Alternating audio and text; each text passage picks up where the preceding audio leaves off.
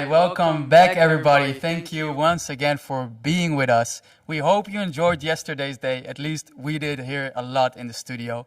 And I'm very happy to say that today we have a very exciting day ahead. We will have the company introduction from Coca-Cola. Afterwards, we will move on to the speakers event. And at the end, we will have the escape room. So we're going to start off right away. So I want to introduce Hans from Coca-Cola. We will give you the company introduction and an insight into Coca-Cola and some context for the case. So please keep your ears open, make some notes. And that's it. Let's help me welcome him. Do we have a virtual applause for Hans? Can we give it to him? Let's give it to him. Hans, welcome. Thank you for being here. Thank you very much, everyone. It's a pleasure to be here. For the last several years, we've been a proud partner with the RSM Star Business Case competition, and this year we are also the 12-hour case that you are going to solve. And that is also why we are taking the opportunity to give you an introduction to Coca-Cola, not only how the Coca-Cola system works, but also some context for the 12-hour case that you can leverage when you're going into solving the case. My name is Hans van Bokhoven. I'm an RSM alumni from 1993. That's a long time ago, by the way. And I'm currently responsible for public affairs and government relations in Europe for Coca-Cola. So jumping right into it, the Coca-Cola system is already 135 years old. The product was basically developed by a chemist in 1886 in Atlanta, Georgia. And for the last 135 years, the Coca-Cola company has been refreshing the world by building the world's most valuable brand portfolio with unparalleled distribution qualities. At the moment, the product is available in over 200 countries and territories across the world and is serving 1.9 billion servings a day. Let's see how they do that. This is the valuable brand portfolio, but it's not everything. So we've got about 200 brands worldwide, and what you see here both in carbonated soft drinks, in waters, in juices, and in ready-to-drink, coffee and tea, are just a few of the brands, within that 200. So you can imagine, managing that is a very complex task, and I will let you know how that works. Many people think of Coca-Cola as one corporate entity, but that's not entirely true. It's a true global business, it's global brands, but that are operated locally in every community that we do business.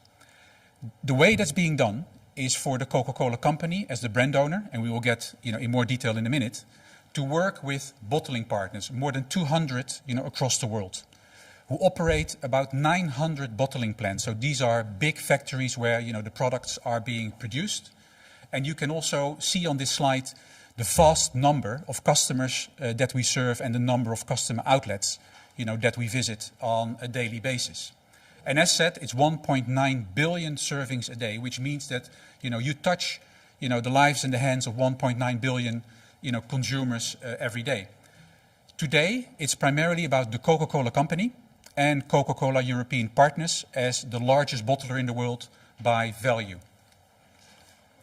Looking at the Coca-Cola company, the responsibility of the Coca-Cola company is brand ownership. So it's product development, it is innovations, it is brand marketing and advertising. So from that, the Coca-Cola company has a very strong and sole consumer focus. They produce the concentrates or the syrups of the products within their own factories, and then by licensing agreement, they sell it to bottlers who then produce, distribute, and sell the product, in local markets, creating value, for customers, and hence the customer and shopper focus. So the moment a consumer steps into a shop, it becomes a shopper, and the responsibility for communicating with that shopper is with the bottlers, in this case, Coca-Cola European partners. The theme of this year's case competition is future growth. But future growth can only be achieved, in our view, by taking sustainable development goals that we have around the world into consideration. The world has become a much more complex place, and besides the pandemic that we're dealing with, our climate, our environment is at risk, and consumers, customers, governments, demand more from companies, to build sustainable business, to take, their corporate responsibility. And unless you do, there will be no future growth. So future growth, with a caveat. As I said, consumers expect more, from businesses. What you see on this slide is just a snapshot of research, and it's the Edelman Trust Barometer and other researchers from around the world that clearly indicate that consumers actually, put more trust and expect more, from corporations to deal with today's societal problems than they even do from governments and sometimes even NGOs. So this puts a lot of responsibility on the shoulders, of corporate entities, to do more than just business, but make it a sustainable business.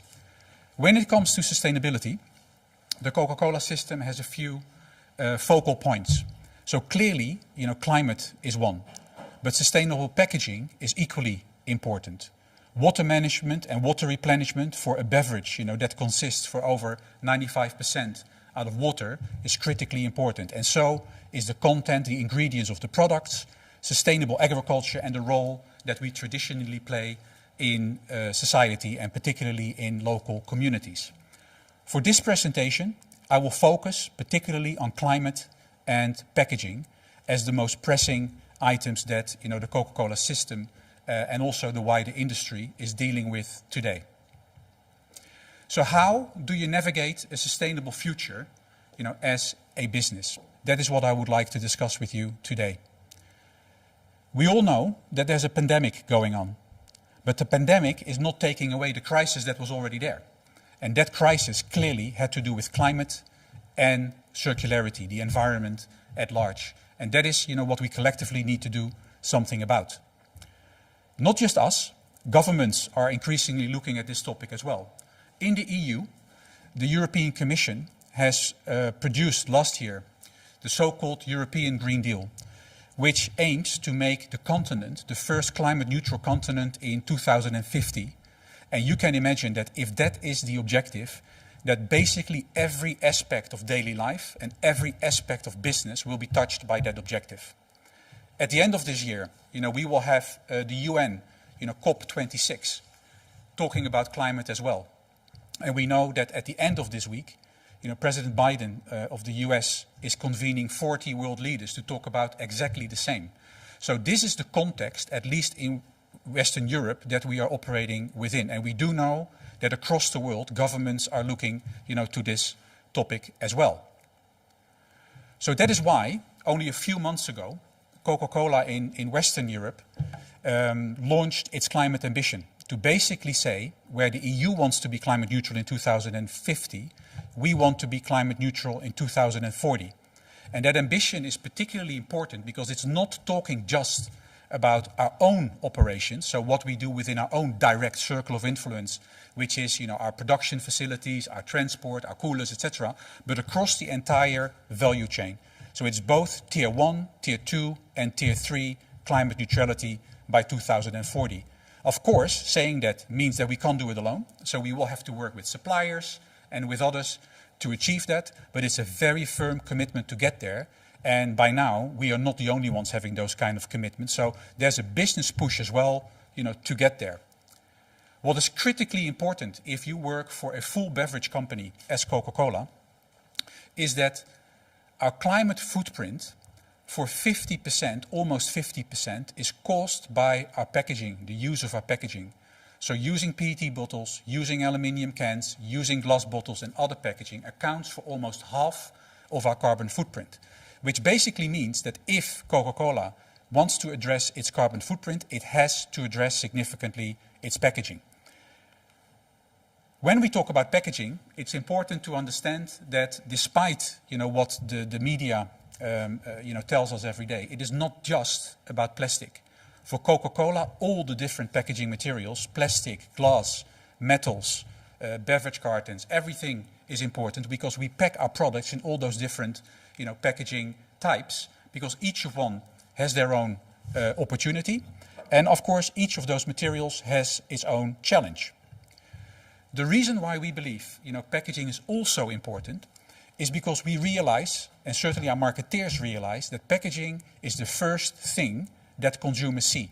When standing in front of a shelf or standing in front of a cooler, the first thing, even before tasting the product, is the packaging. So packaging is becoming a critical marketing component and not just a product carrier. And for those who remember, the glass Coca-Cola contour bottle, you also understand how iconic packaging is for Coca-Cola. However, packaging is also the last thing that consumers see. So when it is not discarded in the right way, or it's not collected properly, it's not recycled properly, it has the potential to become waste. And waste is something that no one wants, including us. No one wants waste. But unfortunately, it is dominating the debate and something has to be done about it. Stakeholders care about littering and recycling. This is a relatively friendly campaign by WWF in France several years ago. But there's also, more direct campaigns, for example, by Greenpeace, that has run in several parts of the world and started out, in Australia. The message is very, very clear. Media cares about littering and recycling. Literally every day you can pick up magazines or newspapers that talk about, this issue that we collectively have, typically focusing on marine litter, but of course it is wider than that. So the attention is there. And most importantly also for businesses is that investors start caring about sustainability. This is Larry Fink's letter to CEOs from last year, clearly pushing them into the direction of sustainability. But also, if you look a little bit further, you see that investors care about PET bottles, they care about how it's being collected, recycled, reused. So it means that for attracting, capital to invest in your business, you need to take these sustainable concerns very, very seriously. On top of what we just discussed, the EU Green Deal, carbon neutral by 2050. They also have produced some plans underneath it. One of them is the Circular Economy Action Plan, that deals also with litter and recycling. At the moment, this is again the EU, because that is where we're based here in Rotterdam. There are already certain legislations that beverage producers have to comply with. There is a legislation that says that by 2029, 90% of all beverage plastic containers need to be collected. There's also a rule that says that by that time, 35% of all those packages need to contain recycled material. And there's a legislation that says that in 3 years' time, all the PET bottles, plastic bottles, have to have an attached closure so that you cannot separate the cap from the bottle anymore. So that's already a reality in Europe that businesses need to reckon with. On top of that, we've recently seen the introduction of taxation, whereby companies will have to ultimately pay for the amount of unrecycled plastic that they have put on the market, and that goes against a rate of 80 cents a kilo. So you can imagine the magnitude of that bill if industry is not able to find effective and efficient ways of collecting and recycling packaging materials. Of course, for a branded goods company like Coca-Cola, but also many others, the big question is, what do consumers believe about this? What do they think, when they think about the environment, when they think about circularity, when they think about, Coca-Cola as a system? And you can imagine, at Coca-Cola, we know the consumer inside out. So this is what we just asked the consumer over the years. What you see here is a snapshot from a study that was done already several years ago that basically asked consumers to rank all the different items that Coca-Cola deals with on a sustainability basis. So basically all the elements from our sustainability program, ranging from water management to sustainable agriculture, etc., on this scale. And as you can see in the upper right-hand corner, by a margin, recycling came out as the most important worry, most important concern for consumers to be dealt with. We've recently rerun this study, and there's no surprise that climate at the moment is at par with recycling. So that's also the reason why today I'm focusing on climate and recycling. Consumers clearly care about these topics. On packaging, we've also asked them, what do you believe is the most sustainable packaging and what is the least sustainable packaging.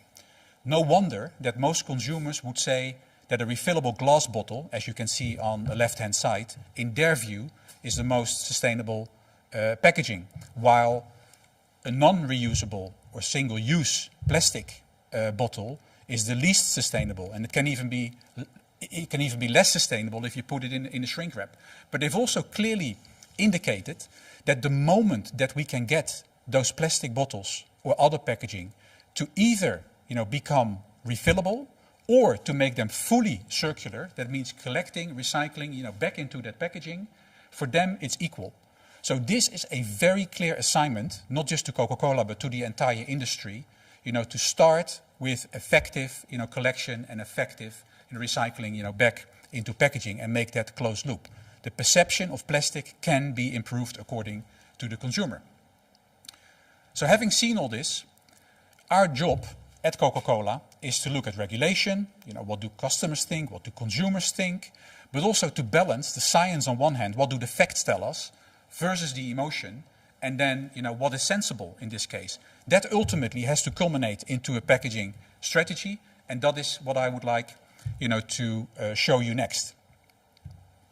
Already in 2017, we launched a sustainable action plan in Western Europe to basically say and promise to society that by 2025 we would have 100% recyclable packaging. We would collect it all, so for every bottle and can that we put on the market we will collect one. We will start using it back into our PET packaging by 50% in 2025, and we would start a stronger program on innovation, not just on packaging materials, but also on forms of delivery, if you like. And we would like to inspire the consumers by leveraging the power of the Coca-Cola brand.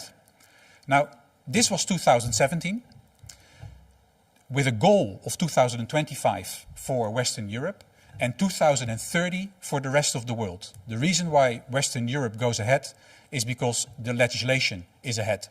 But we've also set our target for 2030 globally. Now, do we have a clear-cut plan on how exactly to do that? No, we don't.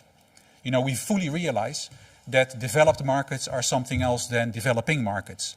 And that there's different infrastructures, that there's different cultures. But we will manage to get there. So regional solutions, different speed, same goal, that's where we will get to. So the first thing that we need to do, and again, Western Europe, is to deal with what already has come into legislation. So some of the things that we voluntarily committed to in 2017, already 2 years later, were codified into legislation. So delivering, a legal compliance on those legal requirements is the first thing we need to do. You don't have a choice. It's just, hygiene, if you like. So when it comes to recyclability, when it comes to collection, when it comes, to recycling, and also those threaded caps or the attached closures, we just need to deliver. And let me demonstrate to you how that looks like. So fully recyclable means that we also need to ensure that the packaging that we put on the market ultimately is recyclable and also doesn't frustrate the collection and sorting.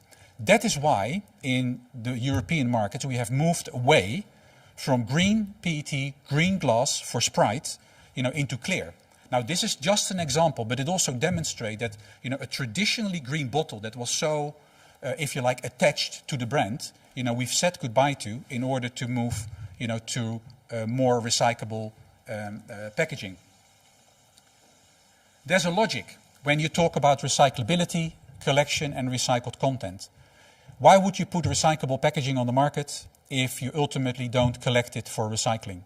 How would you get to your recycled content, which needs to be clean and homogeneous material, if you don't have a collection system to support it? So these three are intrinsically linked, and with collection, at its goal. So in order, to achieve all those environmental goals for packaging, the collection needs to be in order, period. So that is why, in Europe, we support well-designed deposit return systems where no other, proven systems exist. We know that that's not feasible across the world. As we just said, we are very much aware of the differences, but here in Europe, this is, probably the way to go, and we will come up also with solutions for other parts, of the world. Then it's about using that recycled content back into your packaging. So already, we have packaging on the market, and you can see it on your right-hand side here, that is made fully out of recycled PET. We've got several markets. Netherlands is one, Norway is one, Sweden is one, where all our packaging is 100% recycled PET. In the UK, we have moved to 50%, but it's a clear demonstration that the ambition that we've put out, 50% recycled content by 2025, we're already beyond. It's a critical element of our sustainability strategy, 100% recycled PET. Attached closures. It seems so easy, right? Just make sure that the cap stays on to the bottle. But it has been, a tremendous technical journey to get this right. And we are at the moment, first testing these attached closures in Spain. And, when it succeeds, you will see flowing these packages, into the market in the years to come, not being able to anymore to tear off the cap so that it can potentially be separately littered. A huge, huge investment project. So having dealt, with legal compliance and delivering hygiene, you get to the innovative part. As I said, innovation in materials, innovation in forms of delivery, but also in leveraging the brand, to communicate with the consumer about this. So the first thing to do is to basically reap the low-hanging fruit. So that is to remove, unnecessary or hard to recycle packaging. So you may be familiar, for example, with multi-pack cans being in a shrink foil. So here, we've removed that shrink foil and put it into a so-called keel clip on the top that is made out of cardboard, which of course is easier, to recycle. This is not to say that plastic is bad per definition. It depends on the infrastructure, that you have available in a country. In this case, the shrink foil was a packaging that was hard to recycle. So we removed it and replaced it, with this keel clip. We also rethinking delivery systems. So, for example, on the left bottom-hand side, you see some refillable packaging that is still, for example, in use in a country like Germany. And also in many countries, we have refillable glass, particularly for the HoReCa channel. And you can imagine if you reuse your packaging, it gets back to the factory, you clean it and you reuse it again, you will need less packaging material. It's not feasible everywhere, but it's something that, we are testing again to learn, under what circumstances this can be applied or not. Left upper hand corner, an initiative called Loop. Started in France. Meanwhile, it's also being tested with Tesco in the UK, and in France it was Carrefour, whereby they offer refillable packaging to their consumers. So consumers can order online a set of refillable packaging. So we are participating in those trials to see, to what extent refillable packaging can be used in direct, consumer home interactions. And then on the right-hand bottom side, you see some examples of what we call, packaging free or refill options, whereby, you use refillable cups and ultimately don't need, any packaging material to begin with. It's still early days, but it's just to demonstrate that we are rethinking, those delivery systems, as we speak. Also, we're investing new recycling technologies. So traditional recycling, takes a bottle or a can, it's being shredded, it's being cleansed, and it's being put back, into exactly the same application. In this case, we are testing what we call chemical or enhanced recycling, whereby we have taken marine litter that has been collected, put it through that process, and demonstrated that you can actually put it back, into your primary packaging.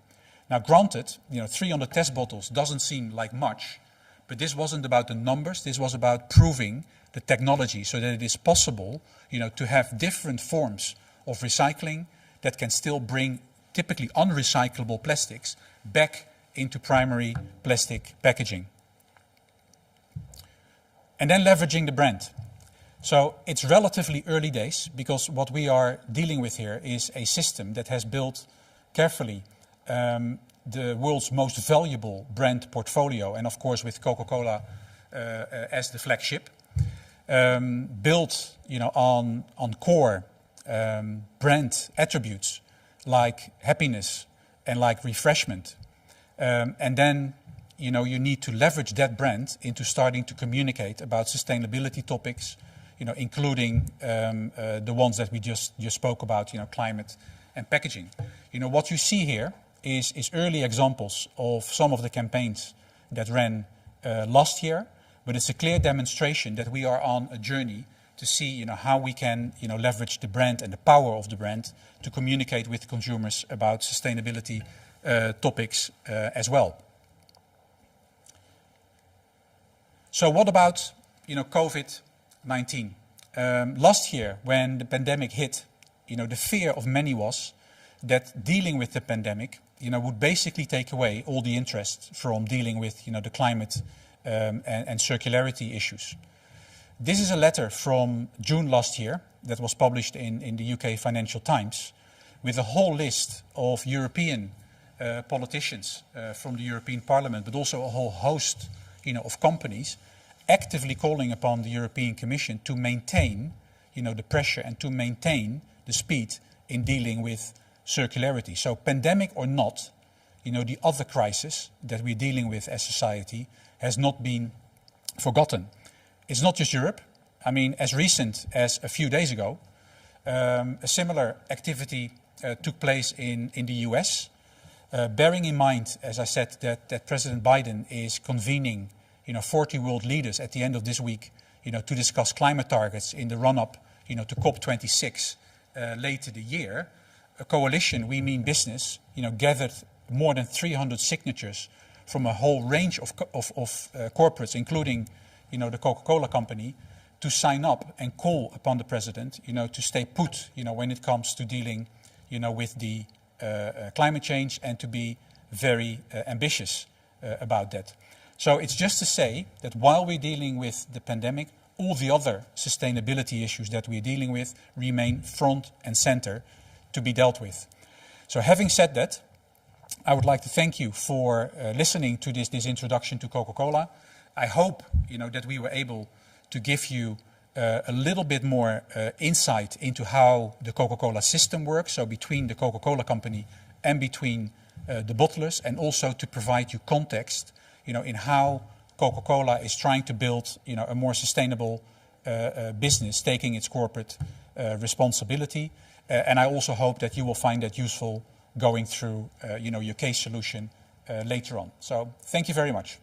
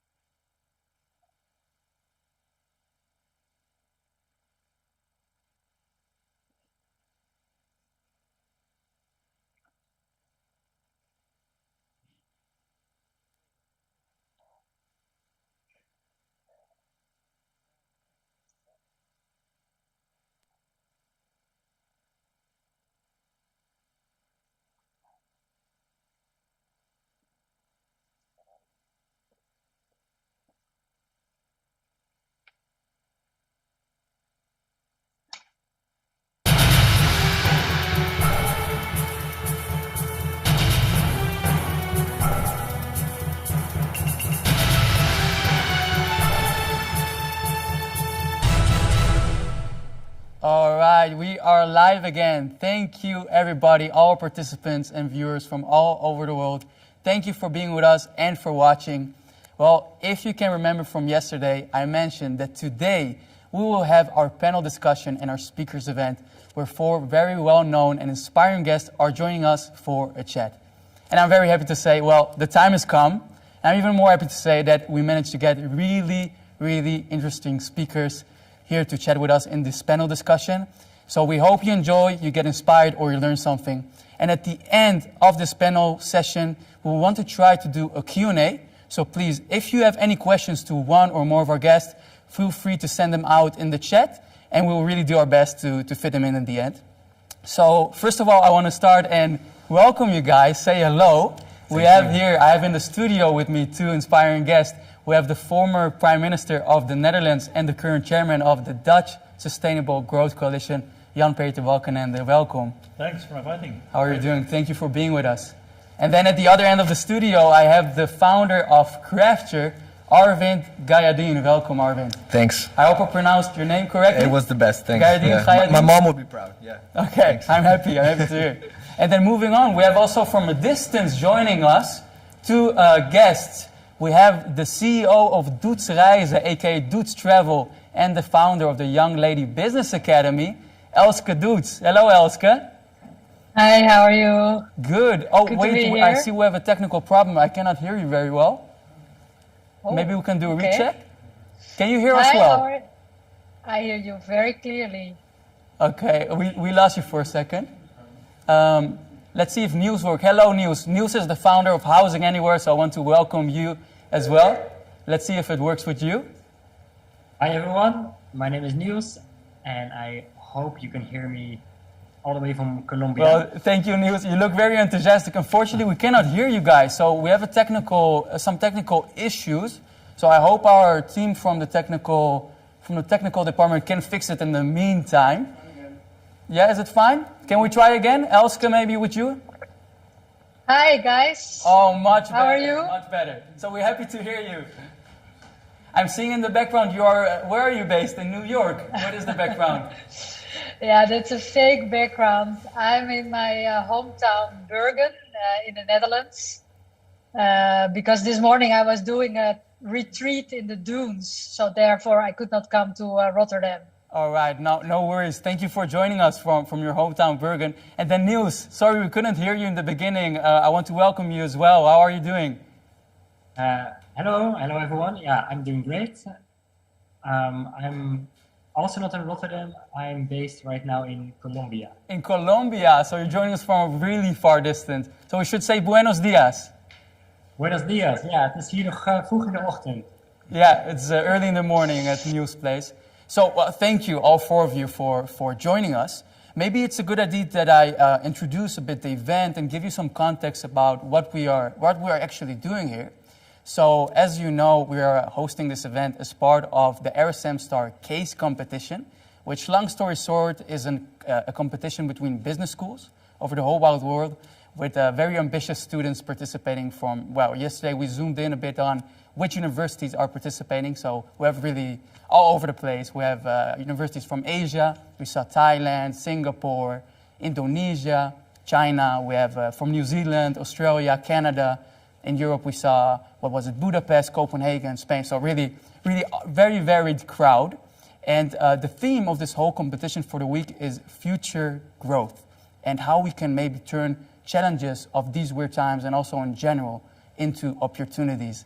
So we find that you 4 guests maybe are very educated people and maybe can give us some insights that we can learn from. But before we dive into the theme, into some more detailed questions, as I just mentioned, we have people watching from really all over the world and very little from the Netherlands, actually. So it might be that most of the watchers can't even recognize most of you. So I think it's maybe a good idea to start with a short introduction. Maybe everyone can give us some background about themselves and tell us what they are currently doing and dedicated their time to. And I think it's a good idea to start with our former Prime Minister of the Netherlands, Jan-Peter. So are you? What do you want to share with us? Thank you. Indeed, I have a political background. I was Prime Minister in this country between 2002 and 2010. After that, I started again as professor now at Erasmus University. By the way, it's really great that so many business schools are connected. I think it's great you can learn from each other. So I have an academic background, and I'm active in the business sector. I was partner at EY. I'm SB member of ING. So I have different roles. But there are some common elements. I'm so happy with this meeting because this is all over the world. And there's a lot of division in the world. But also you can see there is a kind of global agenda. There are common elements. And I'm a big supporter, defender of the Sustainable Development Goals of the United Nations. Right. It's about our future. So what keeps me busy daily is how can we contribute to sustainability? How can we tackle the climate change issue? How can we improve the situation regarding the circular economy? That keeps me busy. A better world for all. Extremely important and interesting. And currently, so you're the chairman of the Dutch Sustainable Growth Coalition. Can you maybe tell us a bit more in detail what it is exactly? Yeah, when I started working at EY, I became partner corporate responsibility. I had a meeting with Paul Polman, the then CEO of Unilever. Okay. And he said it's remarkable that a lot of Dutch companies are high on the Dow Jones Sustainability Index. Why shouldn't we join forces? What can we learn from each other? How can we develop sustainable growth business models? What can we do about the implementation of these models into businesses? How can we contribute to the SDGs, to climate change and the circular economy? So it's a matter of working together, thinking together, but also actionable. For example, we had a pilot on biofuels and shipping. And recently we wrote a report on plastics and circular economy. I must say, I like such an organization because it's a matter of working together, feeling responsible for what's happening in the world, and the willingness to work together with others. All right. And you know, SDG number 17 is called partnerships. We need partnerships to realize the goals. All right. Well, thank you so much for sharing that background information. I would love to dive a bit more into that in a minute. But I want to head back to the other side of the studio. Arvind, founder of Crafture. What do you want to share with the watchers home about yourself? First of all, thanks for the invitation. It's great to be here. Thanks for coming. I'm Arvind. I started Crafture 12 years ago, and we started out as a social media company first, but then we dived more into technology, and we actually became, I think, one of the biggest companies in technical evolution. So we've decided to go on a route where data, technology, and creation, that intersection of technology and meets innovation, actually. And it became a very powerful thing for us as a company to grow, because we could show companies and our clients that we work with what's possible actually in the world of new technology, and make sure that we really bring innovation forward instead of just talking about it and using it as a buzzword or just an interesting thing as a byline on our website. So it was interesting, and it interjected us with so much new possibilities that we launched LiveCrowd in 2016. Right. And now, you know, with COVID and coming in, what happened in the past period, it actually involved more and more innovation, and it made sure that we had to. It pushed your companies. It pushed us to the limit in which we could help our clients bring new technologies into place, and it was a very interesting process to see, and very honored to be working with the companies that we work with, and I'm very honored that they trust us with their ship, and that we help them sail towards that new. So what are some of these companies you're working? Can you name some of them? Yeah, sure. Like so when we on a development level, we work with Mojo Concerts, Live Nation International. We work with the biggest movie companies in the world. We work with a lot of Dutch brands as well that work internationally. So it's very innovative and very based on innovation and creation. Very interesting. Yeah. So just to organize a little bit, you mentioned, of course, you're the founder of Crafture, yes, which we all know you for. Yeah. So Crafture is a creative agency. Yes, started out as a creative agency, and then we have LiveCrowd as well, right? Yeah, so LiveCrowd. maybe like the difference, if you can. Yeah, LiveCrowd. So explain. Crafture is the creative agency, and that turned out to be the technical company behind many innovations that we also do for our clients. So if you follow us online, you'll see many variations of new things that we bring out for on Instagram, on WhatsApp, on all these apps that we use daily. LiveCrowd is one of them. It's actually the collaboration of all these messaging channels into one, and we launched it in 2016. It became big in the event world. Because you could message people, of course, from no matter what kind of application you use, you could message people. So the event business, they kind of gave us that boost. And then during COVID, I mean, everybody needed to message with their clients on every platform. So we got involved with much more than just the event industry. So a new demand coming up. New demand coming up, actually. Yeah, definitely. All right, thank you as well for sharing, Arvin. Thank I want to move back to the screen, Elske Niels. Maybe let's start with you, Elske. Can you tell us a bit about your initiatives, your mission, your journey, whatever you want to share with us? Yes, of course. I'm Elske Doets, and I'm an entrepreneur for 20 years now. My core company is a travel company. We mainly focus on traveling to far destinations for individual travelers, tailor-made. And you can imagine that since COVID hit us, my company is asleep right now. Right. So this is also a great opportunity this time to reinvent travel, to really focus on climate impact. So we are also reinventing a new way of traveling, which is called deep travel. 4 years ago, I became Businesswoman of the Year. And then I really became awake to really focus on social responsibility. So I started my nonprofit, the Young Lady Business Academy, which is really focusing on gender equality for young females between 15 and 24. And it's accessible for all education levels, all ambitions, and all backgrounds. And this is a very interesting initiative. And what strikes me most is that most young ladies who attend really want to focus on urgent matters like climate, inequality, aging people. So it's really, really woke me up that there's more than making money, but it's important to really fill holes in society instead of finding a hole in the market. Because of that, I also started a startup. It's called BuddyBolt, and I started it together with one of my attendees of my academy. She's also a student at the Erasmus University. And BuddyBolt is connecting older people to younger buddies, which also fights loneliness, but also gives meaning to the younger people. Wow. So it sounds that you keep yourself very busy, Elske. Yeah. We I have 3 companies, yeah. CEO of Doets Travel, Doets Reizen. We have the Young Lady Business Academy, and we have BuddyBolt. Yes. Wow. All right. So thank you for joining us in this hour of the panel discussion, being so busy. And then on the other side of the screen, Niels, I want to also move to you, the founder of Housing Anywhere. What do you feel like sharing with as background information about yourself with our watchers? Hi. Yeah. So founder of Housing Anywhere is a marketplace for student accommodation. You can compare it a bit to Airbnb, and I'm focused on international students that go abroad for a few months to study somewhere else in the world.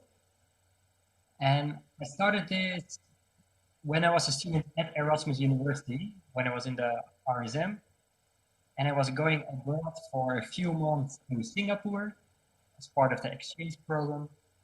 And then I was thinking, hey, there's no platform where I can easily find a room myself in Singapore and at the same time rent out my own room in Rotterdam. So therefore I decided to make a platform. I'm a business student, so I'm not a programmer, so I didn't know how to do the technical part, but I hope that's also with the inspiring thing in here that you don't need to be technical driven in order to start a technical company. through some connections, I found someone that was willing to help in the beginning. And bit by bit, I've been growing this platform from first only in Rotterdam, then also in Delft, then Amsterdam, then Stockholm, then Vienna. And now we are in many countries all around the world. And since 2 years, I'm not actively in the company anymore. I sold it. Oh, we're losing the connection. And yeah, mostly truth. Oh, sorry, Neil. I think we're losing the connection a little bit. I'm not sure if it's on our end or on your end. Can you hear us still well? Now I can hear you again. Okay. No, we lost you somewhere at that you are, the last 2 years, you're not as involved as before in Housing Anywhere. So 2 years ago, with a new funding round, and in that funding round, I decided to get out of the operation. So I sold most of my part. And since then, I'm mostly traveling and advising all the startups how to scale your startup. Wow, amazing. So I actually was really curious to ask you, what are you currently doing in Colombia? Yeah, right now here I'm visiting my boyfriend, and together we see a bit of the country here. Today there's a lockdown, but the last few days and the last weeks everything was open, so here there's still a bit feeling of freedom. All right. So I hope you enjoy your time there. And so you started Housing Anywhere during your exchange period, or that's where the spark came for the idea, right? When you went to Singapore. By the way, to which university did you go in Singapore? As we have a university participating from Singapore. Yeah, maybe I say not the wrong university. Okay, I think it's not the same one. Well, I think we have the National University of Singapore. We have to check that. Yeah, National University. That was my university too, NUS. All right. Well, thank you all four of you for sharing that bit of background information. I'm sure it will be helpful for everybody watching and joining us. And I will maybe dive more a bit into the theme. So as I mentioned, we're all in the theme of future growth and turning challenges into opportunities. Now, the last year has obviously been a year very hectic, full of challenges wherever we are in the world. So I want to maybe point the first question to you, Arvind. You know, being a passionate business enthusiast, very driven, I'm very curious, like how last year impacted your company's growth. Well, I think immensely because first we were with Lifecraft and with Crafture, we were doing the event industry. We did football games and we did the cinema. So, and I remember saying to Patrick, my right hand in the company, I said, well, before COVID hit, I said, well, we're now in 3 branches, so we're good. I'm going to take a year off in 2020. I'm going to be chilling. And when this hit, like all 3 of those branches were like, of course, were hit, and we were faced with this challenge, like, oh man, now that the services that we created, the campaigns that we're doing, the technology that we've built, how are we going to implement this in other branches and in other worlds, actually? So fairly quickly on, I think in 2 weeks, I think we managed to get a grip and started to work more in the media sector. So we started working more with Lidl and with Albert Heijn and with Chanel and those media companies and brands that are just always around.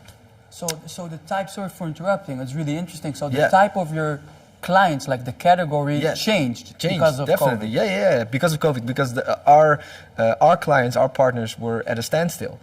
So we had to move towards a different branch and had to find a way to diversify our portfolio in terms of services. Because, I mean, you can talk in an event, we can do a lot of things with WhatsApp and sell tickets and that kind of stuff.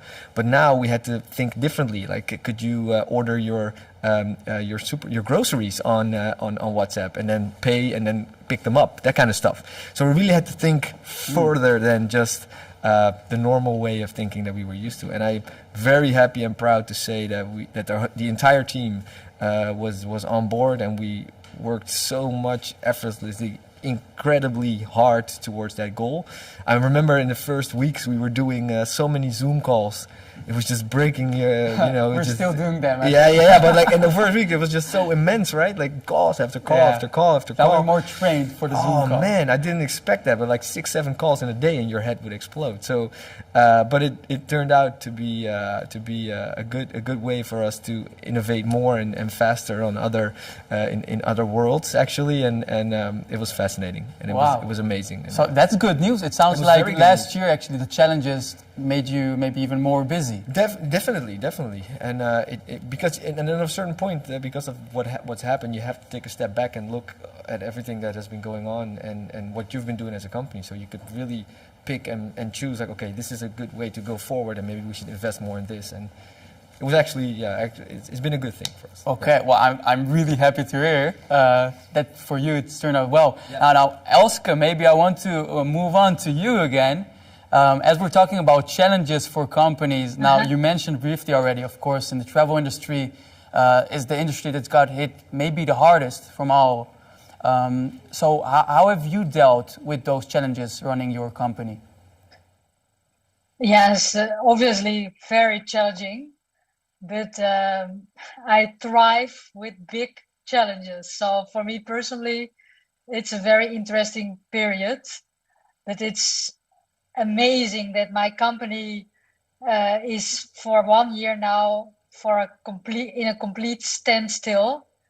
And if you look at the whole crisis, we really are dealing with the acute crisis in the beginning, but then very quickly after 4 weeks, I started to hike in the woods, and instead of traveling by planes, and I really was thinking by myself, why do people travel? What is their motive? And to me, I think traveling is for a lot of people to reconnect with themselves and reconnect with their families. So then I invented the deep travel. So next to canceling 20,000 clients, we were also reinventing a whole new travel innovation, also with destinations closer by home, like Scandinavia, where people can travel by train and really enjoy nature from tree lodges, for instance. But to me, Corona for our industry is really a time for reset. So our world was dealing with over tourism before COVID, and now we are at a complete standstill. So there was a limitless mobility, and we will go back to a limited mobility. So our industry is hit very hard, but we need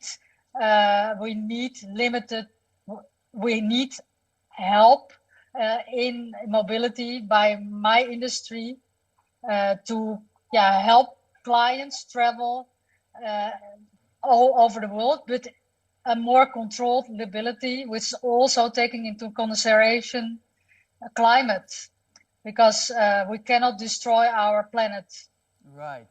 Wow. So that's a really good point. In a minute, we'll move on to Jan Peter, which is, I think, a lot to say about the climate and sustainability in general. Thank you for sharing that. It's great to see your attitude regarding those challenges.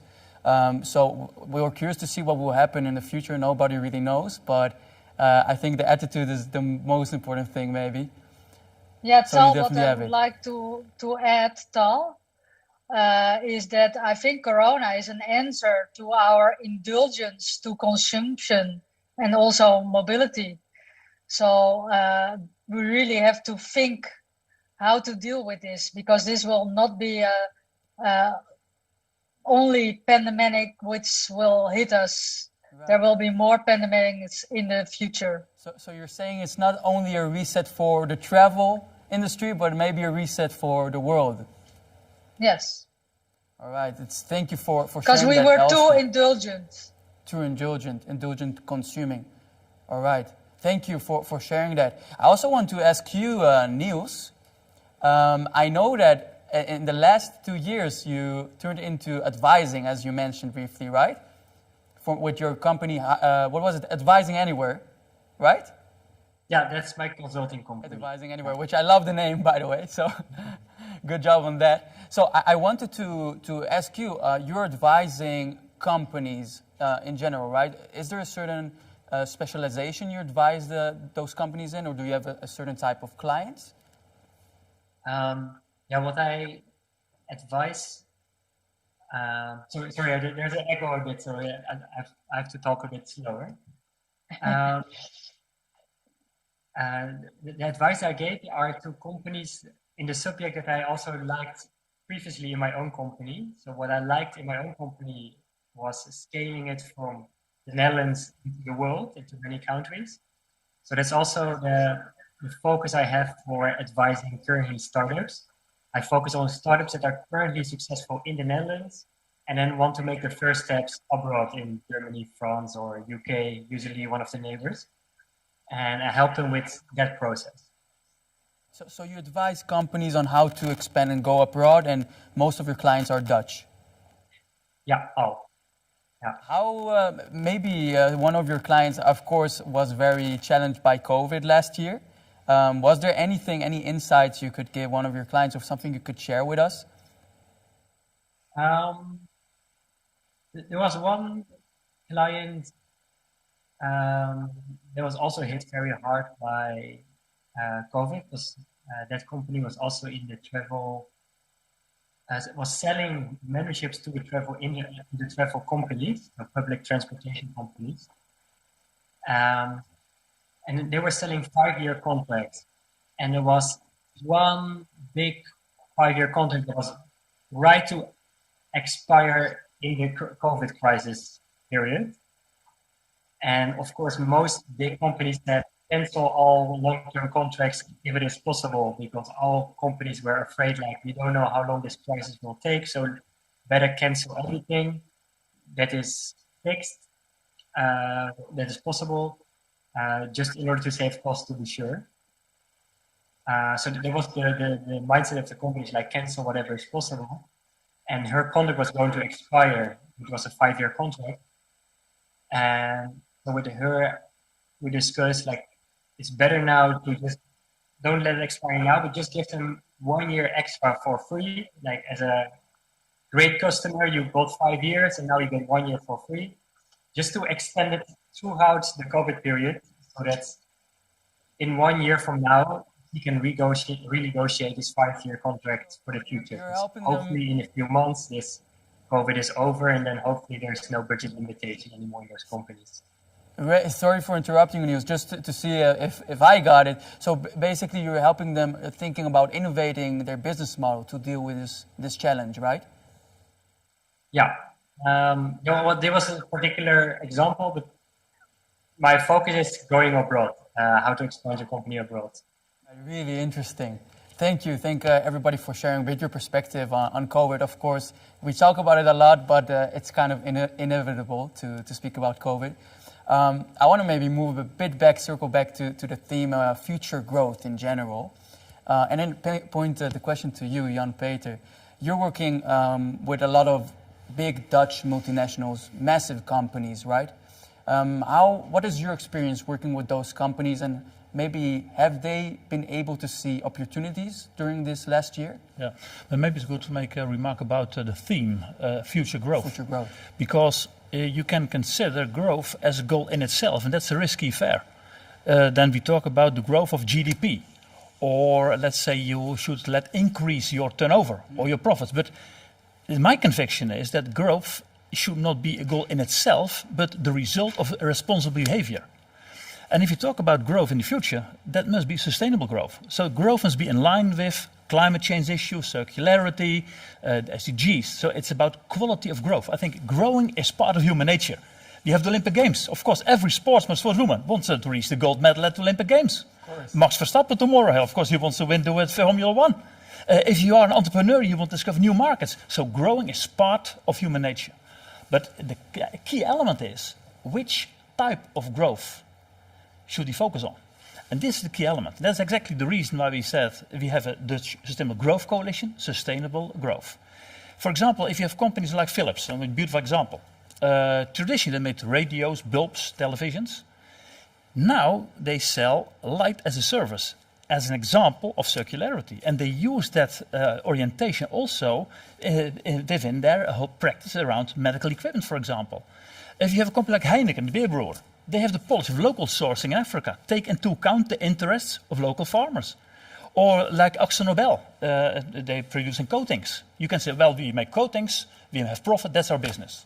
But you also can say, no, we make coatings that can keep out partly the heat of the sun so that you need less energy for ecosystems.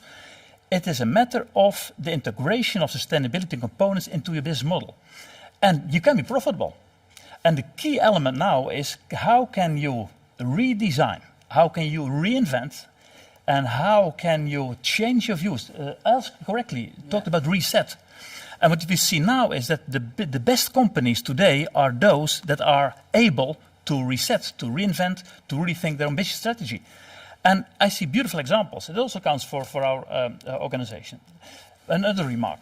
We have a lot of economic issues now in Europe, for example. We have the Recovery and Resilience Fund, 750 or 800 billion euros to support the economy. We've said, as DSGC, lay directly in connection with the Green Deal. So if you talk about instruments you can use to stimulate the economy, lay directly in connection with sustainability components. And that's what Elske, for example, told about traveling. You have to rethink everything at this moment. So therefore, the time of Corona is also a time to rethink your strategies. What about traveling? What about a combination working from home, work from office? It's all there. And that's what we try to do as companies. Right. I think Arvind as well is a very good example of a reset. As Exactly. we just saw, your whole client base has changed, and maybe the business model is still kind of the same, but... No, I completely agree with Mr. Balken and what he's saying, because it changes not only the business model, but it makes you grow in a way where you actually, like, in a weird way, because you take that sustainability, you take it into account, because you have less to work with, so you have to kind of work with new possibilities and make it sure that it's sustainable, because there needs to be more innovative, there needs to be more innovation in terms to make it happen. So I completely agree and recognize what Mr. Balken is saying. The funny thing is that sometimes you have very difficult circumstances. Wars are terrible because cost lives. But you also can see that wars are also very relevant for innovation. If you have natural disasters, you know, in this country we had in 1953 the terrible water flood. More than 800 people died because of that. But it also led to new views on water management. And that's what you can see now with the Corona times. It's the good entrepreneurs are understanding what's happening. Exactly. And they are developing new strategies. I think this is really great. So it's a tough time, it's a difficult time. But if you're able to discover new ways of thinking, then it can lead to new roads for the future. Exactly. Right. Yeah. I think we can summarize it with a reset and a focus on sustainability. Maybe if that's correct, right?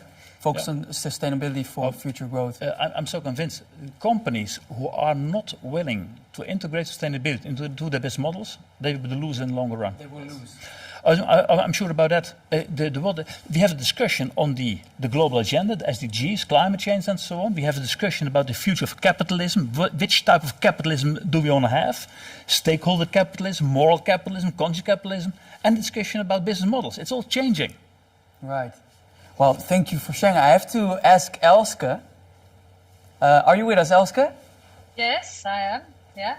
I lost I'm you in making the screen notes. for a second. No, but just because I saw you smiling and nudging about the whole sustainability subject, so I would love just to ask you shortly, what is your take on this whole story? What I like to add to Mr. Balkenende's story, continuous growth is not healthy. So I call a better scenario for growth is bloom. Only a flower can bloom if there's also a period of rest and decay and regrow again, but also look at it at a wider range, as Mr. Balkenende was saying. Not only look at the economics, but look at well-being, equality, and climate. I think if you, as a company, take that into consideration, then you are future-proof. All right.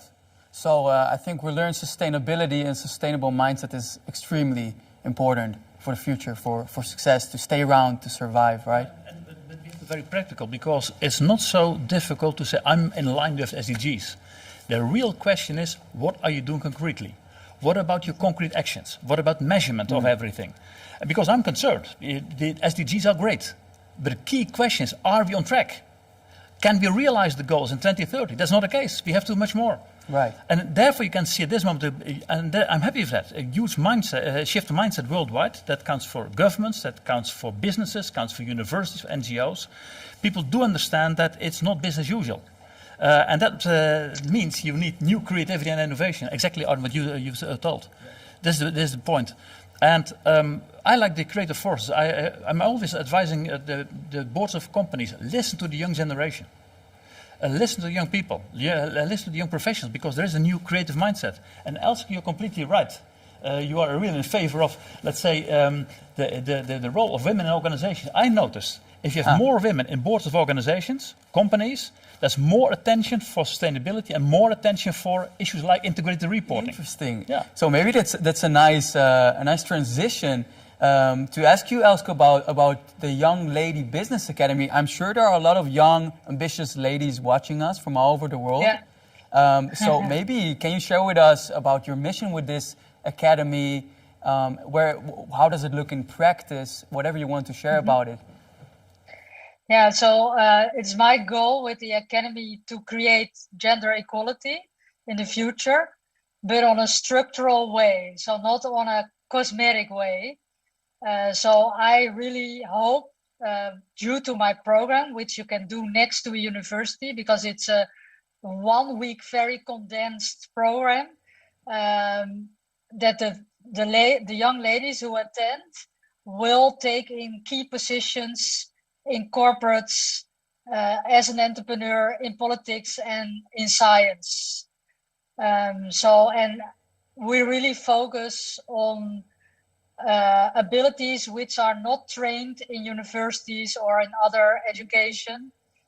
So, for instance, negotiating, leadership, non-verbal communication, neuroscience, financial independence, and also the role models who speak during the academy are prominent role models from the corporate world or politics. So our current Prime Minister also did 3 masterclasses during the 4 years of existence. So hopefully Mr. Balkenende would like to do a masterclass in the future. Right.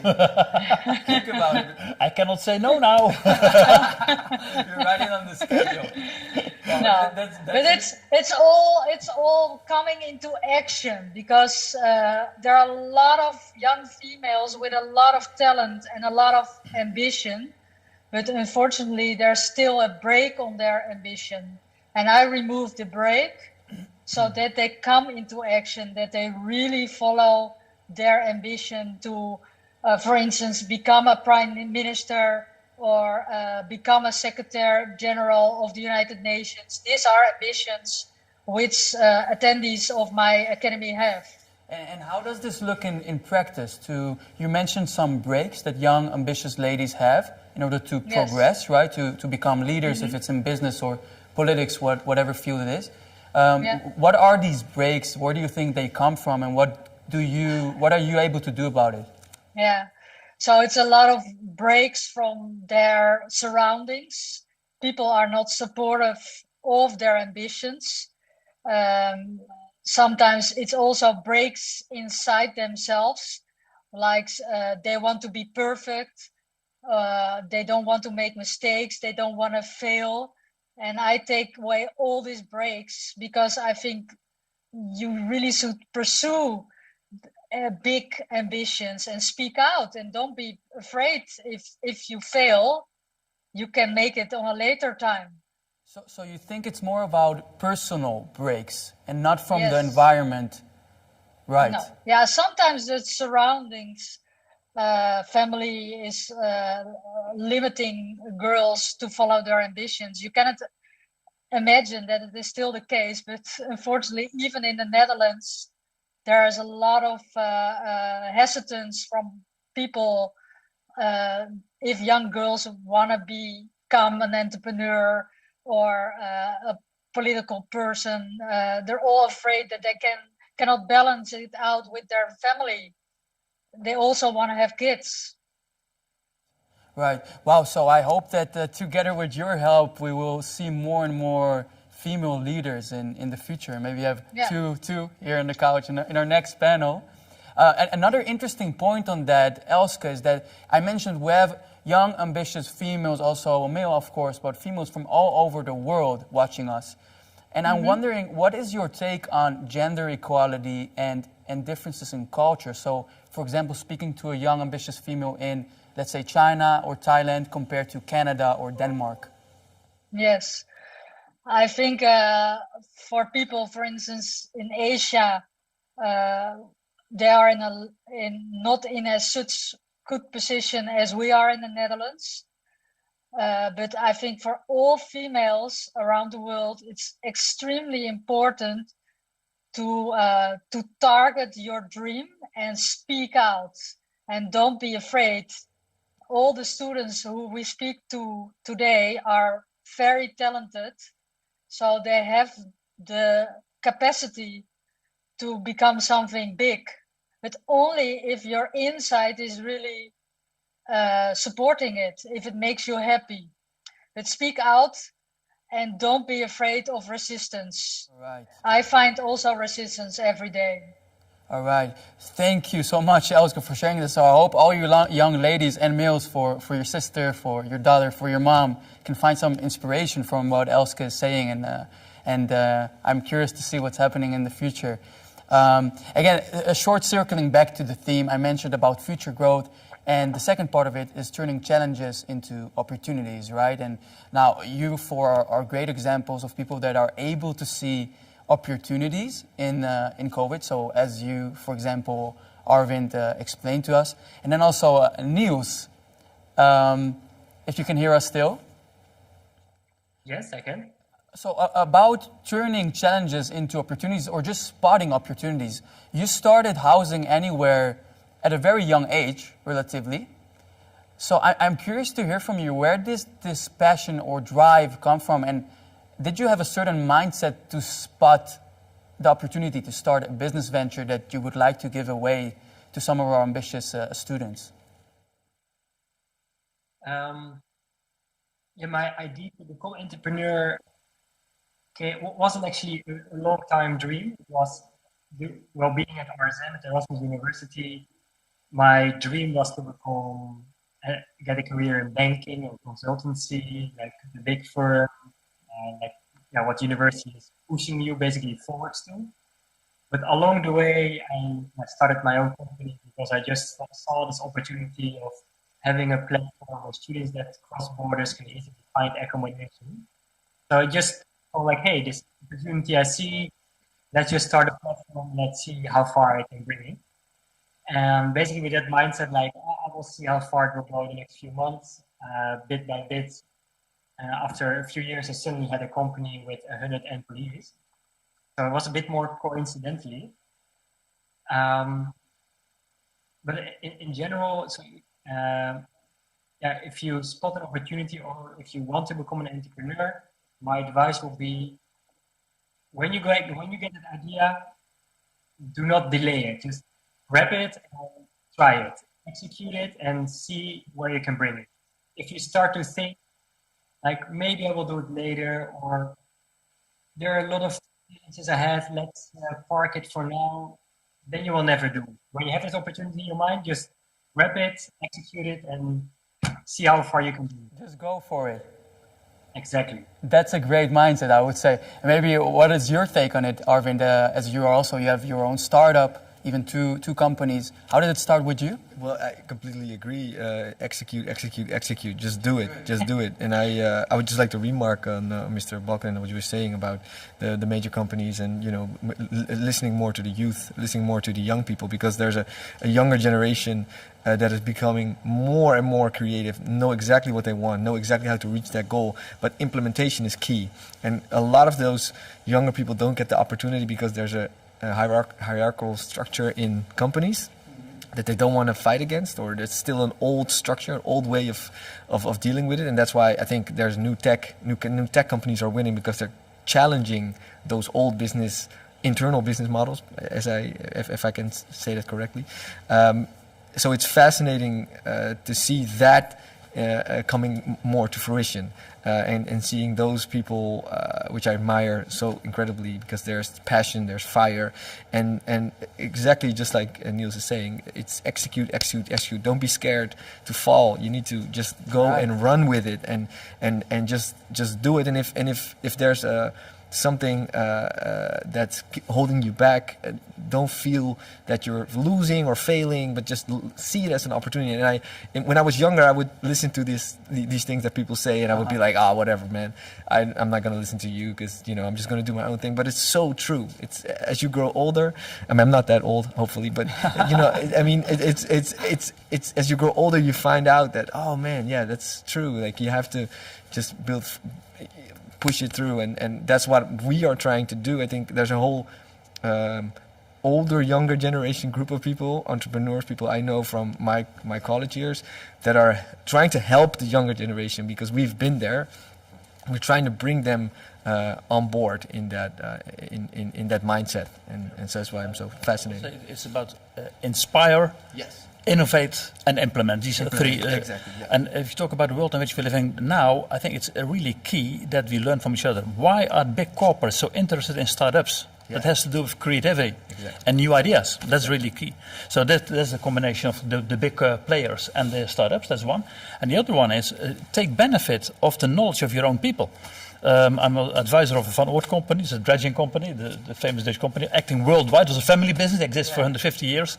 And then Peter Van Oort, he's the CEO, he said, we learn so much from our own people, organized in the right way. There's so much knowledge in your own organization. You can take benefit of that. And I think it's really key that you are listening to the voice of the young generation, because there is a lot of creativity. And there must be also room for changing things, because it has no use to talk and if nothing will change. Yes. And that's exactly, I think, what you can see in this time of Corona. Now we talk about Corona, but we have the huge issue of climate change and all the other issues. So we have to speed up those developments. And therefore it's in the interest of companies to listen to the younger ones. And do you think, Mr. Balkenende, that over the last year, those big multinationals you're working with at the Dutch Sustainable Growth Coalition, were they able to find opportunities in those challenges of last year?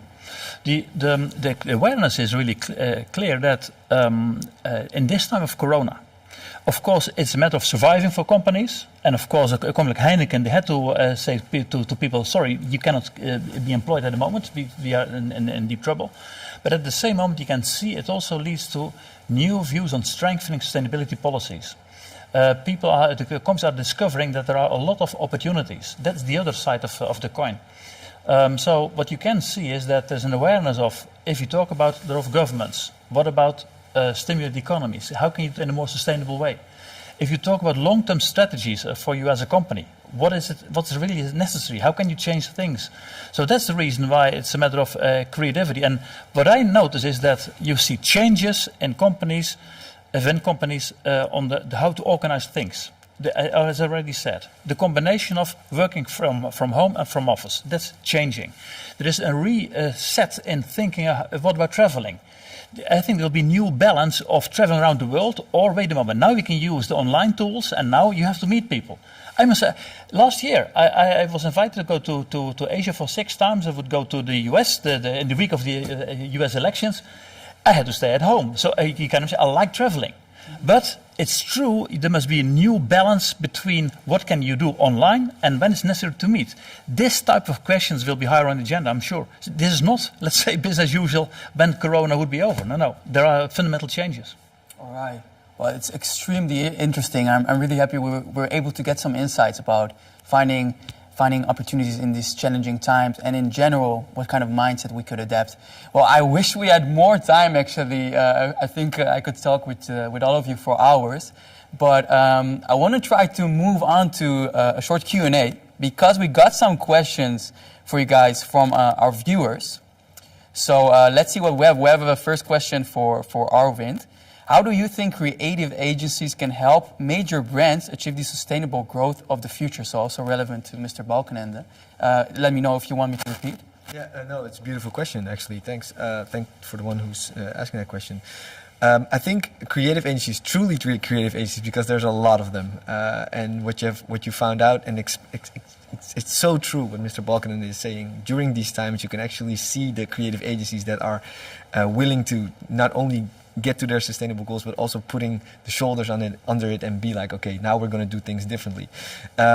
I think what they can do is using that creativity and technology, the combination of those two, to actually bring those major companies to bring new opportunities that the major companies weren't thinking of or wasn't even in their palette of possibilities. But that's what we found out, and that's what we shortly discussed here.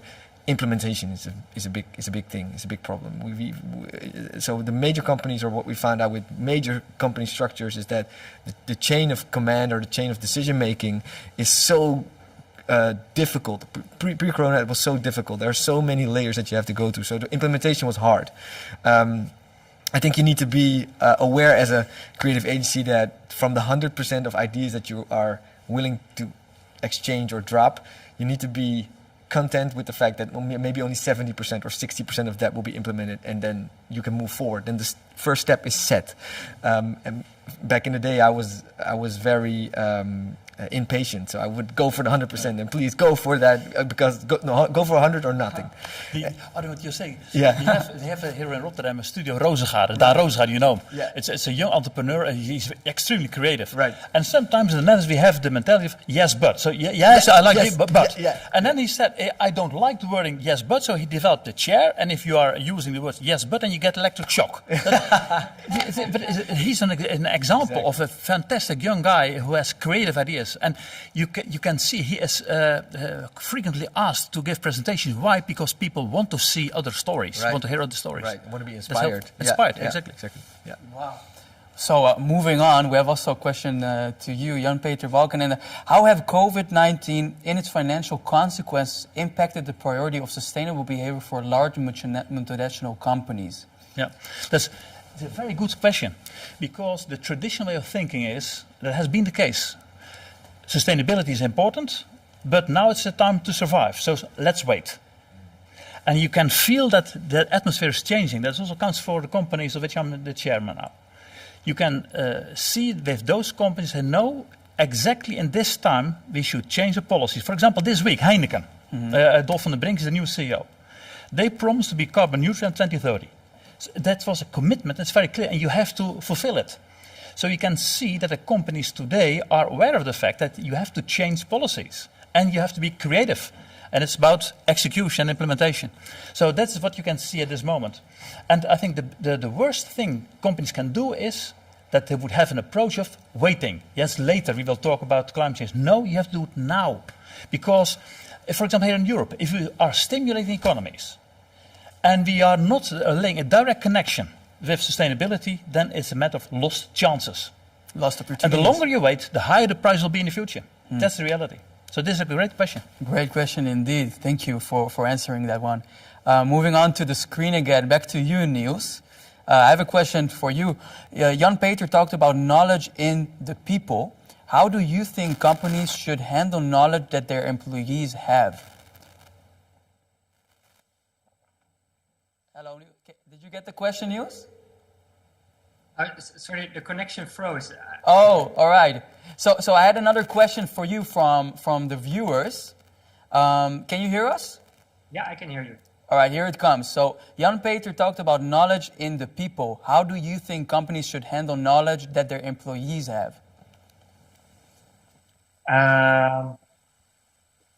Well, every individual working in your company has some unique knowledge, be it from university, be it from childhood or something, or has some talent. So as a leader of a company, you should always listen carefully to all the individual people in your company. What is a challenge as your company grows? Because when your company grows, then you cannot talk with everyone anymore. But then you need to find new structures how the, for example, managers can reach out to the special knowledge that all the individuals in your company have. About listening.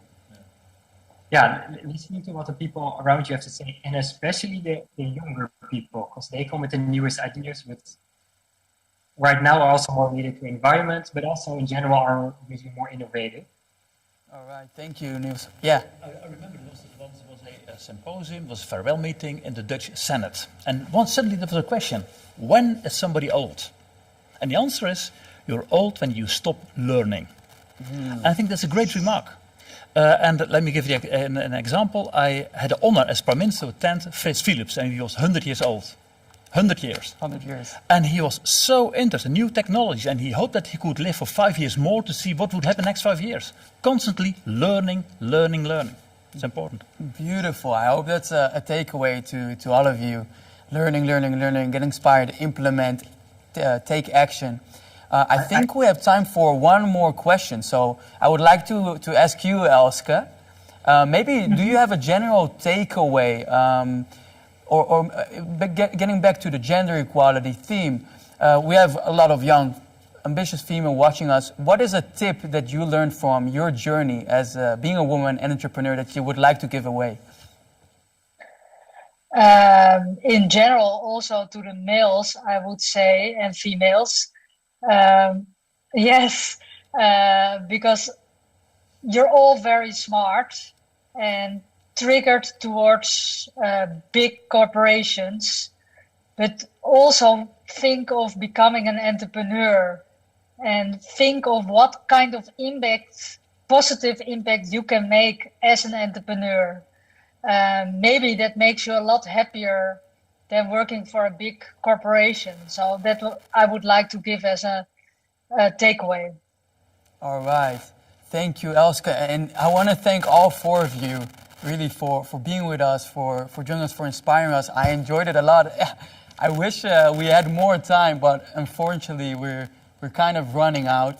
So yeah, a last thank you to all of you, Jan-Peter Balken and Arvind Gaidin. Yeah. It was Niels van Deur and Elske Duits. Can we give them an applause? Do we have a virtual applause in the studio?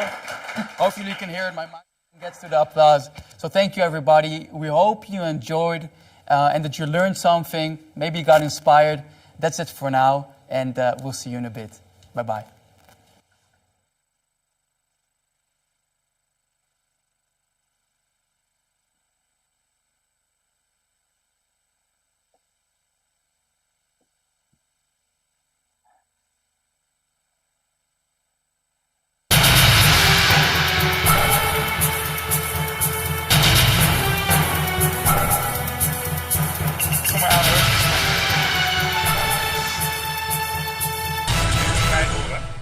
Jazeker.